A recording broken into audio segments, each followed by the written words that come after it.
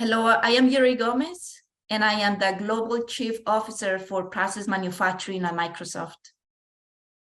Supply chain end-to-end feasibility is huge. Improving planning and optimizing inventory is another second part.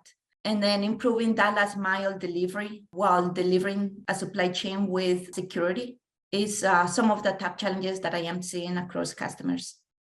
We have a magnificent set of digital solutions, including our most recently announced supply chain center and our own dynamic 365 solutions to improve supply chain management. We also have a wonderful partner ecosystem that addresses all these digital challenges that customers are facing today. Together with our partners, we look at the critical problems that customers are facing in various areas of their supply chain. And then we pinpoint really what are the critical needs that they have and bring that right partner for that right problem to our customers.